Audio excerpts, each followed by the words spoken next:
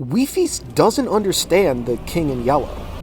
This was the rather audacious opening statement of a video I released about a month ago about the perennially popular Searching for a World That Doesn't Exist. In it, I argued that Wifies and his fandom were fundamentally misinterpreting the King in Yellow. I backed up this claim with a meticulous literary analysis of the core text from which the entire Yellow Mythos stems, that text being Robert W. Chambers' The King in Yellow, but also by analyzing other contemporary works of art inspired by the Yellow Mythos, like True Detective.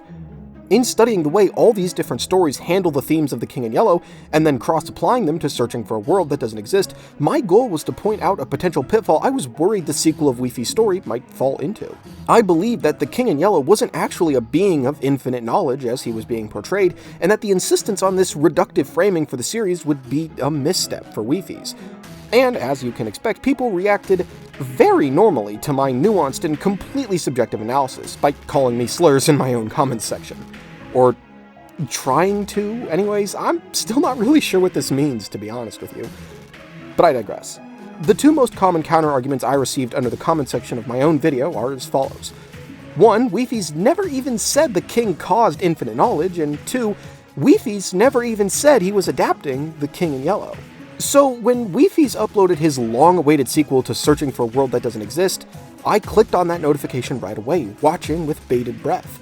You might find this hard to believe, but I wanted to be proven wrong. I wanted Wifies to prove me wrong. I really, genuinely did, because if this sequel did demonstrate a solid understanding of the King in Yellow and its themes, it would be for the betterment of its own narrative and for the betterment of the Minecraft content creation space at large. However, it pains me to inform you all that I have been completely, totally, and unequivocally vindicated, because destroying a world that doesn't exist is a full 2 hours of undeniable proof that Wifies is not enough. Alright, time to bring you all up to speed. If you didn't watch my last video where I broke down Chambers' book in exhaustive detail, I'm gonna beam the entire thing in your head in about 5 seconds flat, King in Yellow style. Got it? Okay, here goes. Did you get all that? But just to hammer home the most important points for you one more time, to make sure you remember them, the first half of The King in Yellow, the book, concerns a series of stories in which the king himself and the madness-inducing play The King in Yellow feature most prominently. There are numerous repeated mentions of sallow and sage motifs. And the king usually communicates with his subjects through the form of some dread emissary, a messenger or symbol or work of art that warps their perceptions and drives them mad. The back half of the book features pinker, more floral, romantic short stories that seemingly have nothing to do with the Yellow Mythos. In reality, though, they're meant to infuse the reader with the same sort of paranoia as the protagonists of these earlier stories, as we scan the text furiously for any symbolic sinew that binds each disparate digression together. And by the end of the book, we realize that the humanities of art and love are the one common cause of madness across all of its tales, whether the king is literally present in them or not. In my last video, I argued that the problem with the Yellow Mythos as presented in Wifi's original video was that the community seemed hell-bent on throwing the baby out with the bathwater. The generally agreed upon consensus was that the back half of Chambers' writings were completely and totally irrelevant to the story at hand, and I argued that by failing to treat the text holistically, pivotal nuance and thematic tissue were being lost in the process. To me, there's a big difference between the way Wifies presents the king as a source of infinite knowledge and the way Chambers presents the king as a source of forbidden knowledge. Infinite knowledge is simply too abstract to be scary. The sum totality of eternity can't fit inside your head, and infinity only becomes scary when it's relational. Space is infinite, but that in of itself isn't scary. What makes infinity scary is that it makes you feel small. Because The King in Yellow in Chambers' original stories is inextricably linked to the madness caused by love and art, my argument was that the king's madness is of a metatextual variety. He makes the characters in his story self-aware of their status as characters, as infinitesimally minuscule pawns within his sinister machinations, and uses the humanities, their weaknesses, to manipulate them. This is the power of forbidden knowledge, not infinite knowledge, because only forbidden knowledge can invoke the ultimate terror of sublimity. Without it, the story just isn't as impactful as it otherwise could be. To me, what makes the King in Yellow and the concept of forbidden knowledge so terrifying is that it makes him an inherently inhuman entity. It makes the king into something so far beyond us that he strains at the limits of our perception and cognition, and yet, despite being so inhuman, the king corrupts us and communes with us through our humanity. He speaks to us through art and love. This carried internal contradiction, this paradox, is what makes the king so primordially terrifying. And by ignoring it, by making the king more human, more comprehensible in his motivations, and less artistically recursive, I think it fundamentally weakens the narrative and thematic spine of whatever story you're trying to tell.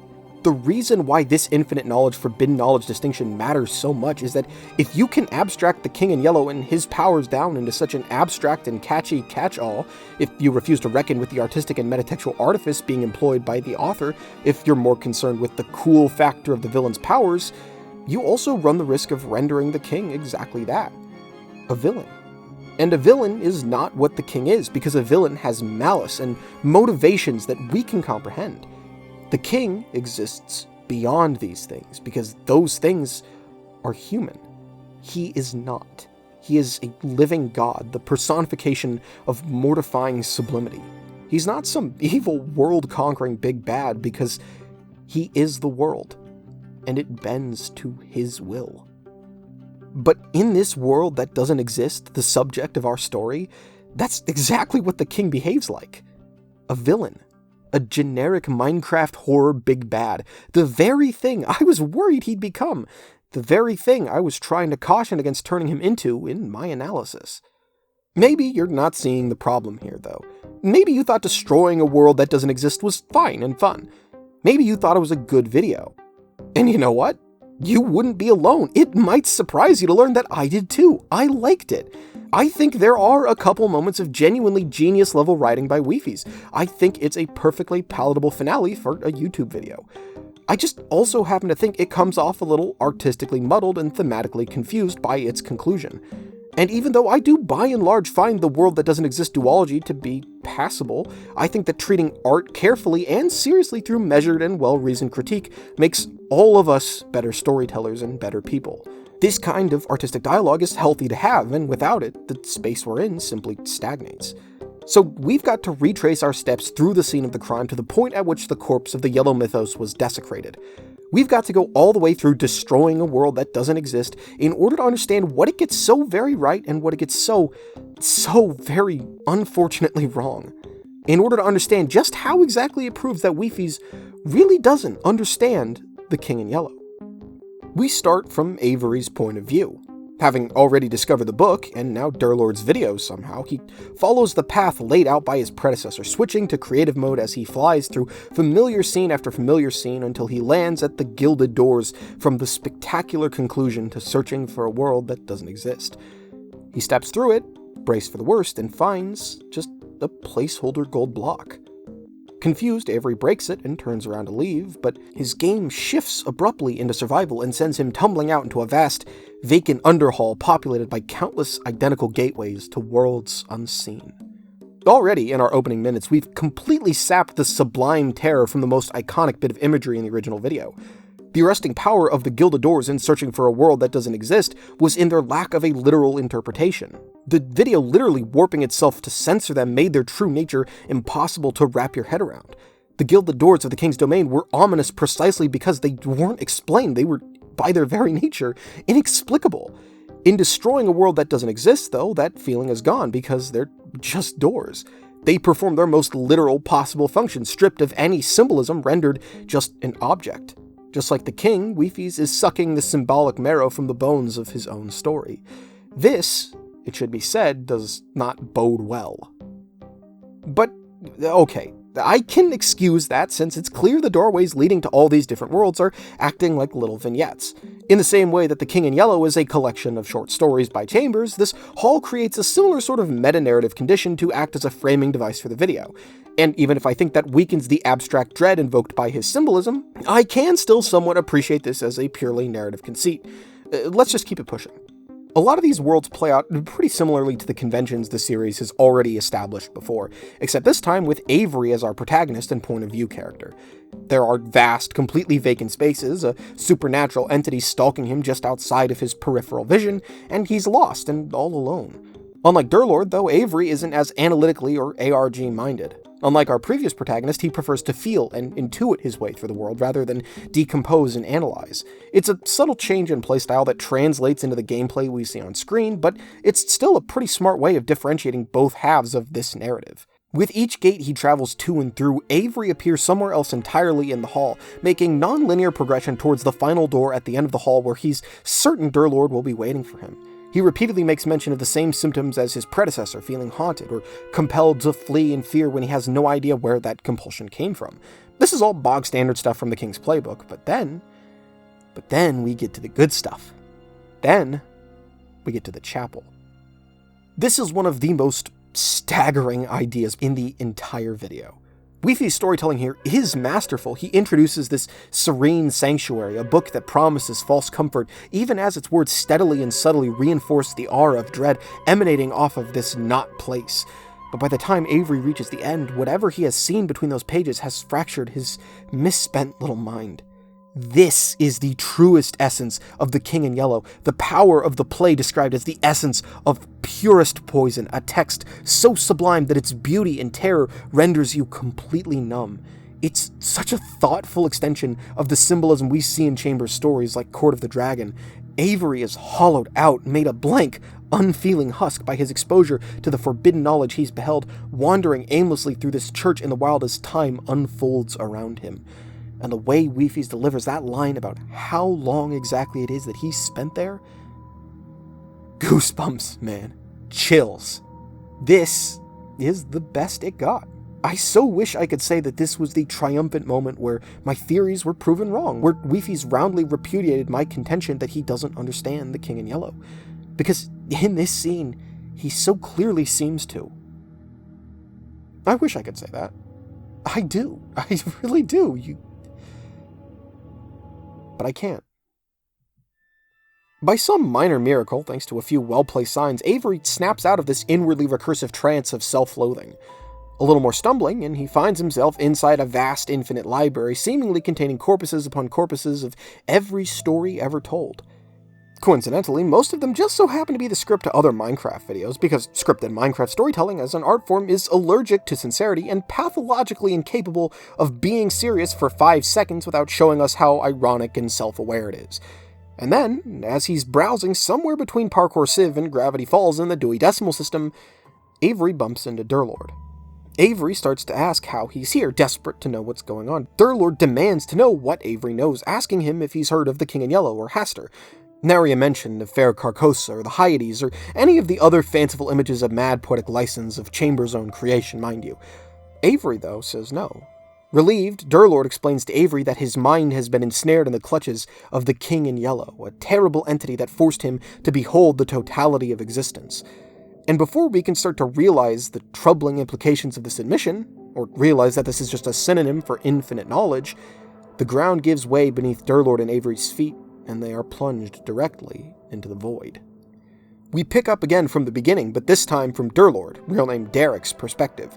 Seemingly having emerged on the other side of his ordeal behind the first gate, he relays to us that he has become glued to the screen of his computer, unable to look away without intense and biting agony behind his eyes. The mini-fridge beneath his desk is stocked with protein drinks, forcing his hands to fumble blindly in the dark for sustenance. He dares not move, breathe, or blink, lest his vision burn around the edges if he tries to tear himself away. And this, again, is a genuinely genius bit of storytelling from Wifies. Remember, in Chambers' stories, the king uses the humanities, art specifically, to drive his victims insane. Derek becoming completely consumed by his computer, physically unable to live his life outside of it, is a masterful creative choice, and one that serves as a meta-commentary about the way in which we consume this particular kind of art. Minecraft, representational here writ large of the virtual mode of life, can be obsessive and all-consuming. We're sucked into our screens, completely consumed by our participation in a synthetically constructed reality. That makes a video game the perfect artistic medium for a creature that preys upon obsession like the king to inhabit. This is really, really good stuff and really quite special. Just like Avery in the courtyard of the Rue des Dragons, I really love this bit of the video unabashedly and without qualification. It's the story these brief, fleeting moments of brilliance are set within that troubles me. We watch Durlord cut his own path through the Chamber of Gates, playing it like a game, breaking it down differently than Avery did, and using his newfound affliction of prescience to try and leave behind hints to save his successor. Before we know it, we're back in the library, back plummeting through the floor into the void. Derek, seemingly sensing what wicked thing comes his way, swiftly kills Avery's in-game avatar, resetting him all the way back to spawn in the overworld to spare him from a horrible fate. Alone in the darkness now, he shivers with foreboding and recognition as, out from the echoes of eternity, peer two brilliant, blinding yellow eyes, blinking in the dark. And you know what? Before what Wifies is trying to do here comes fully into focus, before the face becomes fully visible and the vessel opens its mouth, I actually don't hate this as a depiction of the king. The withheld details of this figure's features, ensconced in shadow, allow our mind to distort it in nightmarish ways when we try to fill in the blanks. I actually tried a similar trick when discussing and depicting the king in my last video, and the underlying philosophy behind both creative decisions is exactly the same. I do see where he's going with this, and I really liked it. And if Wifies just straight up cut the feed here, right when all we could see were these 2 pinpoints of light and the faintest indication of a face, so much could have been saved. So much could have been redeemed. And in this moment, for the final time during this video, when those 2 beady pinpoints appeared, I started to feel one last echo of sublimity. Maybe I was wrong. Maybe, thought I, Wifies really did understand the King in Yellow all along. And then, the vessel of the king opened its mouth. You are awake. See, there's a reason why in every single short story Robert W. Chambers ever wrote, the king seldom speaks himself. In fact, the only thing he himself ever says aloud is the quote I closed my last video with. It is a fearful thing to fall into the hands of a living God. When he does communicate, it's typically by contorting the hearts and minds of men, or warping the art that's supposed to nourish their souls, making it poison them instead.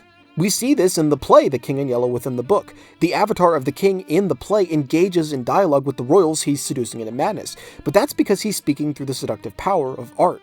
When the king himself actually speaks outside of the text, it is never a dialogue, because dialogue, conversation, back and forth, repartee, the commonality of every mode of interlocution is an implied understanding that both parties are equals. You don't converse with a party you consider lesser than yourself. And that's why kings don't have dialogues.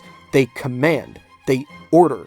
In refusing to let us hear the king's true voice, Chambers preserves the aura of his supernatural sublimity.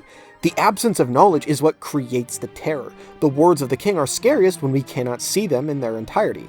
The words of the king are scariest when they feel forbidden.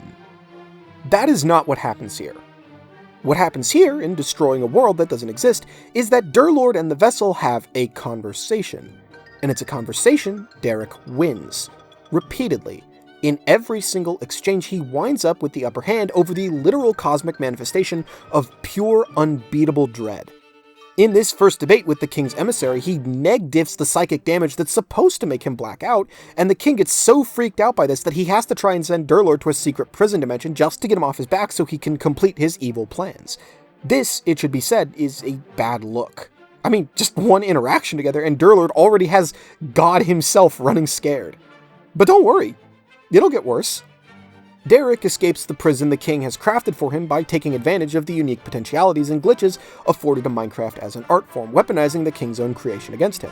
This is another good decision on Wifies' part, as it once again plays into the implicit dialogue between the king's incomprehensible inhumanity and the inherent humanity of the modes through which he communicates, but it's rapidly becoming too little too late.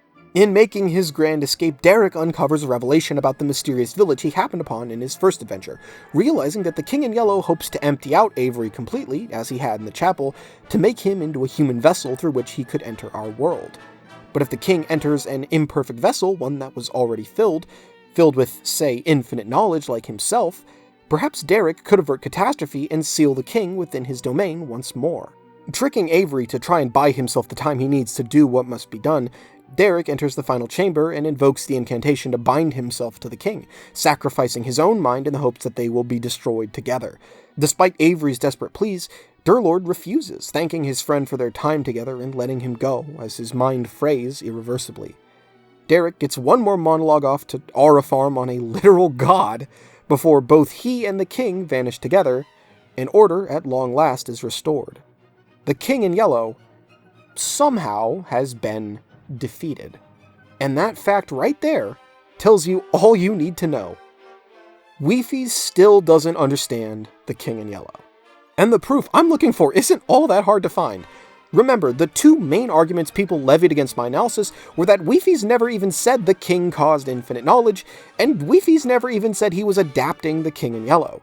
So let's start at the top of his flow and work our way down. At exactly 1 hour, 39 minutes, and 32 seconds into the video, Wifies says this. Someone whose mind is so corrupted, so full of infinite knowledge. Well, that's curtains for counter-argument number 1.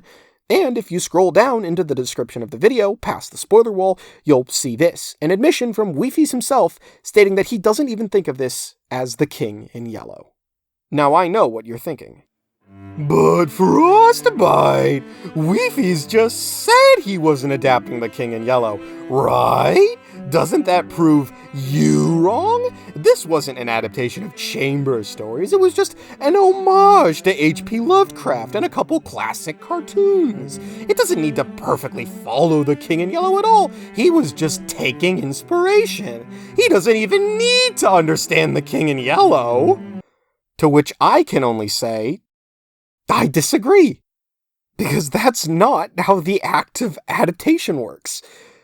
But what even is an adaptation anyways? Is there a difference between adapting something and simply being inspired by it? Just by the definitions of both those terms alone, it certainly seems like an adaptation owes a greater degree of fidelity to its source, while an inspiration is free to take more creative liberties. But that distinction is more tenuous than you might think.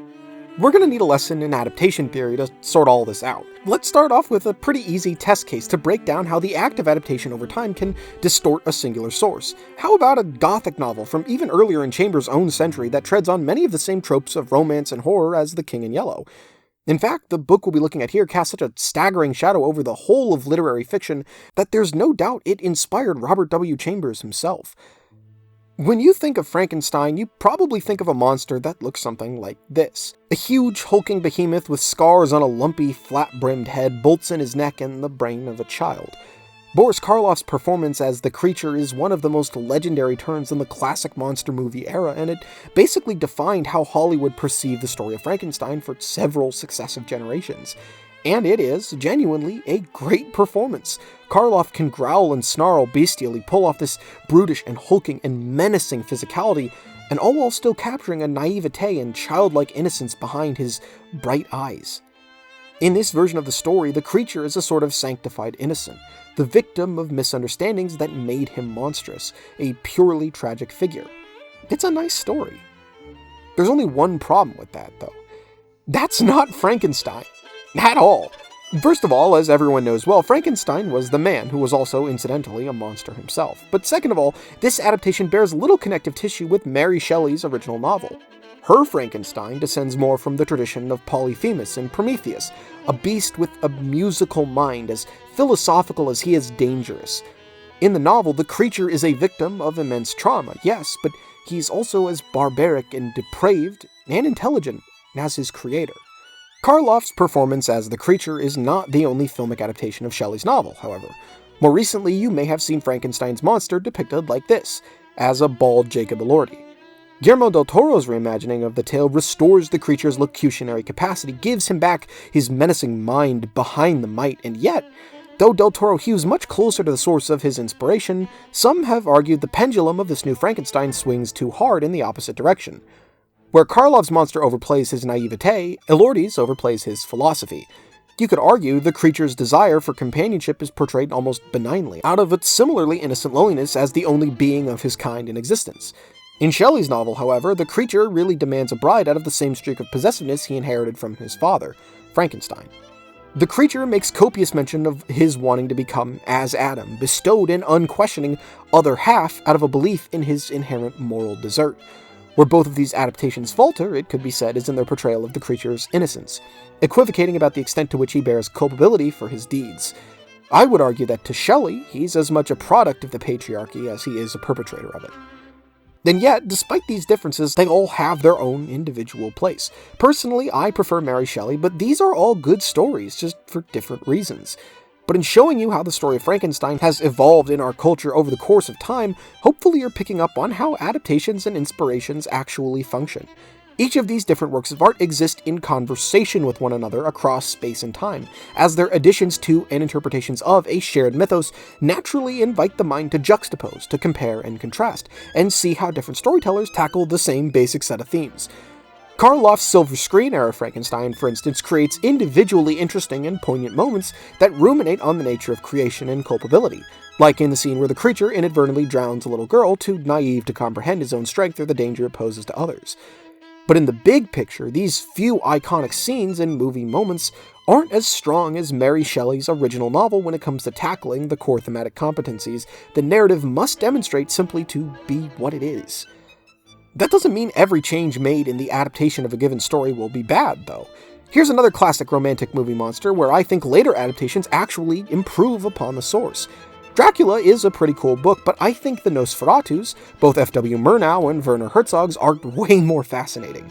In changing Count Dracula into Count Orlok, Murnau and Herzog's vampires become primordial and philosophical forces that extend beyond the mere carnal appetite of the bloodsucker as immigrant invader and ravisher trope.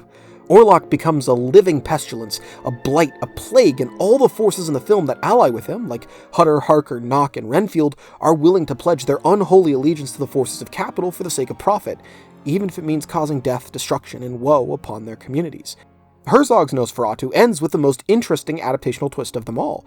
Jonathan Harker is completely consumed by the material desire that drove him to Transylvania, and though Dracula is ultimately destroyed, Harker becomes a creature of the night in his stead. Vampirism in these adaptations is not merely a personal, carnal sickness, but a societal one.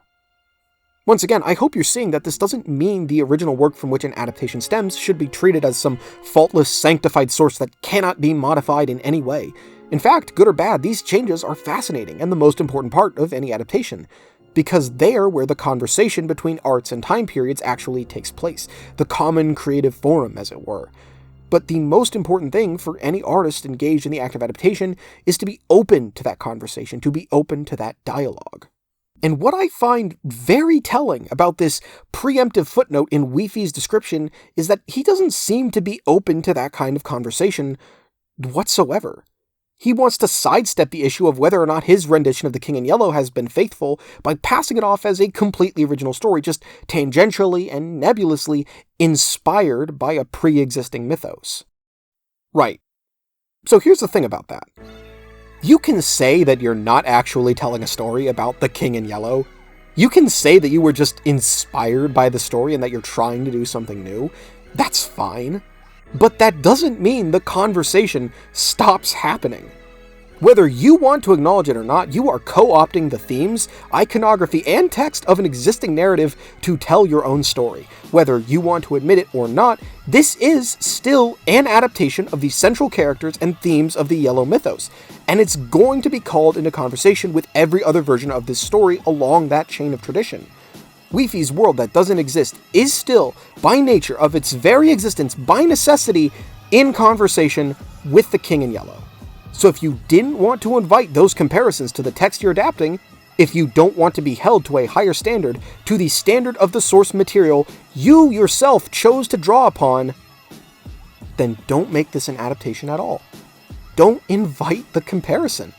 Make up a completely original antagonist and relegate your homage to subtext rather than literal text. You cannot have your cake and eat it too. You cannot adapt The King in Yellow without adapting The King in Yellow. When Wifies says this interpretation of The King in Yellow is mostly based off the Lich from Adventure Time and Bill Cipher from Gravity Falls, yeah, dude, we can tell. It's not exactly subtle.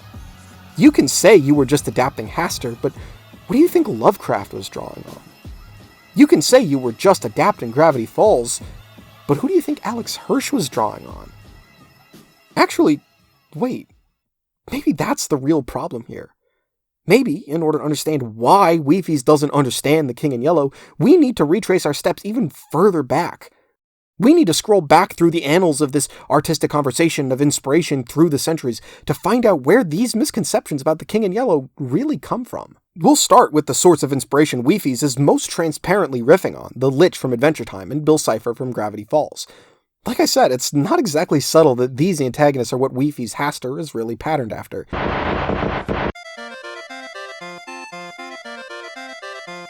And Now, sleep.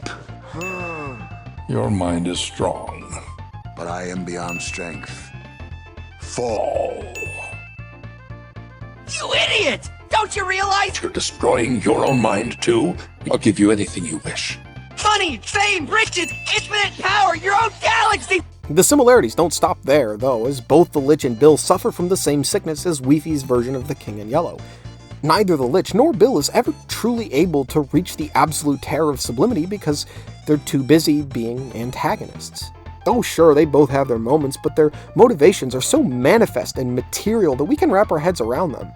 Bill is too busy gleefully monologuing to leave any thought unspoken, which sucks the cosmic horror of the menace he presents right out of the picture. And it's no secret that Bill, at least in part, is a spiritual descendant of Chambers' storytelling tradition. He is a being of supernatural dread obsessed with dominion and coronation. Also, he's Yellow? The Lich, too, has some genuinely uncanny scenes, but these mostly occur whenever he isn't speaking, rather when he's speaking through something else. The moment that everyone keeps returning to during Adventure Time is the Lich clawing off Billy's face to reveal his ghastly, sunken visage beneath. This moment is unnerving precisely because its terror goes unspoken. It's scary because the Lich is communicating through humanity, warping and distorting it to drive Finn mad. The Lich commanding Finn to fall, and nothing more, is scary. The Lich himself continuing that monologue and going on to claim that he is beyond strength just isn't. That primal potency is sapped the longer he speaks. At around the same time as the Lich and Bill's turn at bat in the early 2010s, though, there was another story inspired by romantic cosmic horror taking place on our television screens. Only this one was, actually made for adults.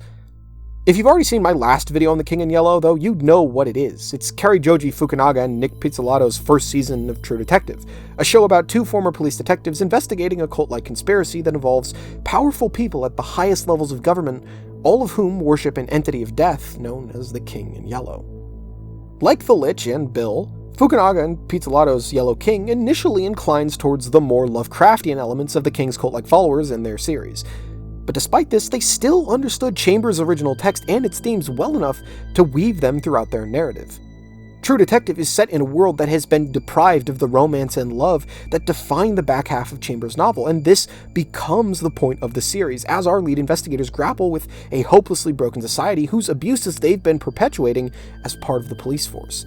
The romance of life is absent, but that absence becomes the way in which True Detective converses with the source of its inspiration. In essence, both auteurs still treat the King in Yellow as a source of forbidden knowledge rather than the infinite. And additionally, unlike Adventure Time and Gravity Falls, True Detective never actually makes the King manifest, outside of the terrible visions inflicted upon Rustin Cole. He never speaks aloud, never engages in dialogue. Instead, he moves through the humanities. His deeds are rendered by the men he's manipulated, and based upon the terrible extent of their inhumanity, we are made to see how the King exists so far beyond any singular one of us. Obviously, True Detective has more license with the subjects it depicts due to its being a show made for grown-ups on HBO rather than a kid's cartoon, but the fact that it's live action or allowed to use swear words and a bit of gore isn't the only reason it's scarier. To me, the fundamental difference is philosophical. True Detective leaves its terror implicit and preserves the sublimity of forbidden knowledge. Gravity Falls and Adventure Time are more explicit and thus less arresting. But here's the crazy bit. See, all three of these shows were at the peak of their popularity and prominence in the 2010s, and all three of them, but especially Gravity Falls and True Detective, are inspired by the exact same source. And despite what you might think, given the subject of this video, it's not the King in Yellow. Not yet, anyways. There's still one more degree of separation we have to cover, and it just so happens to be the single most effective motion picture adaptation of sublime terror and romantic horror that I've ever seen. Every head must bow. Every tongue must confess. So let's talk about the greatest of all time. Let's talk about David Lynch. Every television serial you've seen in your entire lifetime owes its existence to David Lynch and Mark Frost's Twin Peaks. In an age of pulpy, threadbare plotlines that treated the medium of television casually, callously, and disposably, Lynch pitched a different kind of TV show. The soap opera murder mystery where, instead of moving on to a new case every week and treating the victims like a lifeless corpse, the entire show is structured around the mystery of a singular murder, and the profound impact that even a single life lost can bring. It was dense, it was heady, it was experimental, it was, and still is, one of the great masterpieces of this medium. In fact, Twin Peaks is such a staggering artistic achievement that I can't possibly do it justice here in this video, so I'll be saving that subject for another essay entirely about the Minecraft equivalent of this genre-defying masterpiece. For the purposes of this analysis, though, it's sufficient to say that Wifies' most overt inspiration, that being Alex Hirsch, was himself almost entirely inspired by this show.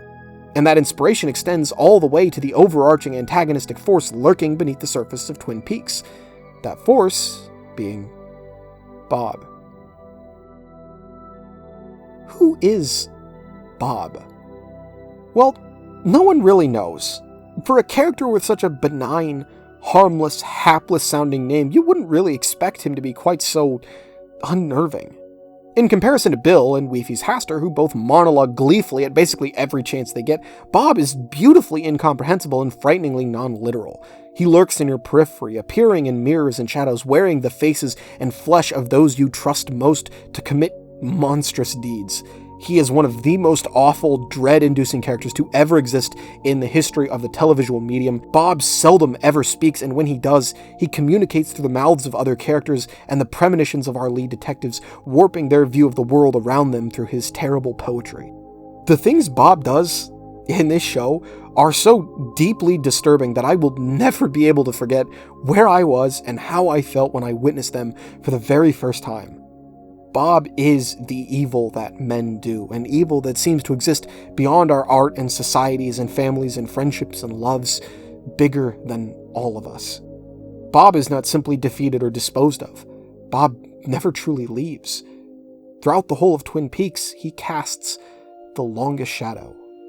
And this is what I find so fascinating about the act of inspiration. You can see what inspiration Alex Hirsch took from Twin Peaks, its tone, setting, atmosphere, and themes, and what he changed to make it into something new. Unlike Twin Peaks, which is thorny and lush with lavish sections of sheer sensation and inexplicability, Hirsch strove to make Gravity Falls a mystery that could actually be solved by its audience. Lynch's clues in Twin Peaks lead to a more spiritual revelation about the philosophical situation of the show. Hirsch, however, wanted his clues to point towards the literal structure and eventual outcome of the story he had constructed. There's merits to both of these approaches, and both of these shows are perfectly suited to their respective philosophies. But one treats the cosmic as a sort of puzzle box, a mystery to be solved, while the other uses romance and mystery to invoke an aura of unknowable, intangible, horrifying sublimity. Just about every televised adaptation of cosmic horror can trace its roots back to Lynch. Cary Joji Fukunaga and Nick Pizzolatto weren't just inspired by Robert W. Chambers, they were inspired by David Lynch too, and arguably infusing both the dark and light within his filmography in remaining a romantic in spite of the surreal horrors he shot. You could argue that Lynch was a spiritual descendant of Chambers himself. Every serialized detective drama, hell, every show on television owes its soul to Lynch and Frost. Rustin Cole, Dipper Pines, and Derek Durlord are all directly inspired, whether they know it or not, by Special Agent Dale Cooper. He's the seminal source of television's intuitive detective trope, the hyper-competent audience surrogate protagonist unable to disentangle himself from his own hubris and ultimate failings.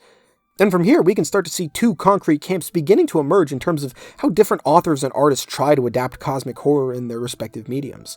You have your Fukunagas and your Lynches, who retain the romantic, artistic, and metatextual elements that make forbidden knowledge such a sublime subject. And then you have your Hirsches and Wifieses, whose primary preoccupation with romantic horror, like the Yellow Mythos, is just their necessity for some sort of cool antagonistic stand-in. One of these schools of thought owes fidelity to and engages in conversation with the artistic philosophy of Robert W. Chambers and authors like him, to the original wellspring of The King in Yellow. The other one doesn't, or doesn't think it should anyways, because that other school of thought, the one Wifies subscribes to, doesn't care about Chambers. The only version of the mythos they believe in is the Lovecraftian one, where Chambers' immaculately cultivated symbols become completely divorced from their romantic and political themes. So maybe the problem isn't that Wifies doesn't understand The King in Yellow. Maybe the real problem is that H.P. Lovecraft doesn't understand The King in Yellow. And that makes perfect sense, because how could he? Lovecraft obviously had no interest in the carefully weighted symbolism of the back half of Chambers' original work, nor did he share Chambers' romantic sympathies. So, H.P. Lovecraft exercised any hint of romance from The King in Yellow, refusing petulantly to recognize this as a core component of the work. And now, thanks to this great schism, thanks to people thoughtlessly parroting Lovecraft's interpretation of the Yellow Mythos without deliberation, we're all paying the price for it today. And what really gets to me here, what really grinds my gears, is just the profound lack of intellectual curiosity. I think we could all stand to engage more thoughtfully and think more critically about the art we consume and create. We could all stand to genuinely interrogate the nature of adaptation and inspiration and what we owe to one another as creative beings. And we could all have chosen to use this story of a world that doesn't exist as a chance to learn something new, to explore art we otherwise wouldn't have, and treat the content we consume with discernment. We could have accepted that we had more to learn and more thinking to do, but we didn't. And this is where we wound up as a result. When you copy an image too many times, the detail degrades, and what you're left with is an empty, hollow shell of a thing. You see this in analog with actual photocopiers, but also digitally in terms of image compression artifacts that eventually swallow a picture whole if it's downloaded and re-uploaded too many times over. All the rough edges and thorny details and grain and grit that make a thing what it is get sanded off, and it becomes crunchy, abstract, a not thing. That's what happens with artistic inspiration too. Unless you familiarize yourself with the breadth of the tradition you're becoming a part of, you run the risk of turning left at the metatextual crossroads, even though your predecessors tried to warn you away from it through their own works. You run the risk of cutting out core themes of the original work, sanitizing them politically for mass market consumption, and thus removing their potency, making them less vibrant. The point I'm trying to make here is this. I don't believe that Chambers' King in Yellow is the definitive article, but you can't deny there's something arresting about his original stories and their symbols that has caused the king to stick around for centuries in our cultural consciousness. But part and parcel with analyzing those symbols critically is a holistic appreciation for the singular work of art they arose from. The King in Yellow, as a contemporary construct, exists somewhere between H.P. Lovecraft and HBO, Wifies and Wendigoon, a sum of all these differing adaptations and interpretations. And when judged on the merits of their textual support across the breadth of every medium the king has afflicted, some stories starring him are stronger, and some are weaker in their fidelity to tradition. In just how many of those countless stories, though, does the king lose? In how many does he speak or monologue or argue with mortal men? In how many of these stories does he need to empty out a vessel to possess a physical body when he can already communicate through the humanities and arts? That'd be completely antithetical to the nature of his symbolism. Even in Chambers' romantic stories, where his name goes unmentioned, the king is still lurking. In repurposed names, in shared narrative threads, in maddening prescience, and doomed and dying loves, and assault, and war, and death, and art, and loss, he looms largest of all. In Chambers' work, the king gleefully invites you to pick your poison. It doesn't matter whether you pick the literal or artistic of his menagerie of horrors. He claims you either way. He wins. No matter what, you are consumed by madness, for that is what it means to live and to love in a world where you can be sublimated by something so much larger than yourself. You are deranged, and you die in the end. This is the fate we all must suffer. That's his ultimate victory. He cannot be argued with, he cannot be avoided. He cannot be defeated, he cannot be delayed. He cannot be reasoned with, he exists beyond reason. I don't think even H.P. Lovecraft, rat bastard and bigot though he was, would disagree with that characterization of the King in Yellow. In this story of a world that doesn't exist, however, the King in Yellow metastasizes into a big eyeball final boss form for a convenient fight and then gets soloed by Wifies' OC, Grunkle Stunkle winning the Funkle Bunkle style. Wifies' version of Hastur gives himself not only an incarnate, but human physical form, and then he, this being of pure sublimity, of brilliance beyond measure, of might beyond might, a living god, just loses. Now, good people of the jury, I put it to you. Does that sound like the King in Yellow to you? Does that sound like the conclusion of a story told by someone who really, truly understands the King in Yellow? I rest my case. Maybe it's not that Wifies doesn't understand the King in Yellow. He simply chose not to. He didn't think it was important.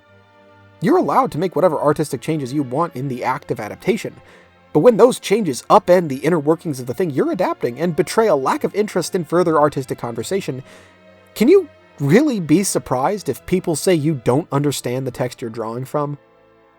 Wifies' story is not about the King in Yellow. It wears the name of the King in Yellow. It wears the face of the King in Yellow. It pays lip service to the images and ideas of the King in Yellow, but this appreciation is only surface deep. It is not what it appears to be. This is a Xerox of a Xerox. This is a shambling, exquisite corpse in the truest sense of the word. A not thing and nothing more. This story is, truly, in every sense of the word, a world that does not exist. But that's just my interpretation. This is art, after all. It'd be crazy for me to say you can't have your own interpretations of the matter at hand, too. That's anybody's ballgame. But at a certain point, guys, we gotta call a spade a spade. Some interpretations are just better supported textually than others. It's okay if you can't hear the music. It's okay if you don't want to join in on the conversation. But you can't hold it against me either, yeah?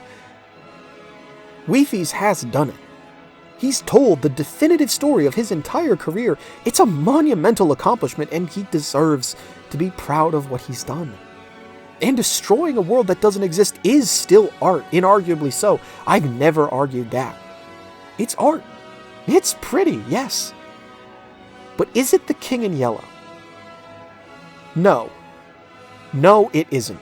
Because empirically and demonstrably, Wifies does not understand the King in Yellow. Whether you think that matters or not, well, I suppose that's up to you. I'm Frostbyte Freeman, and until next time, stay frosty.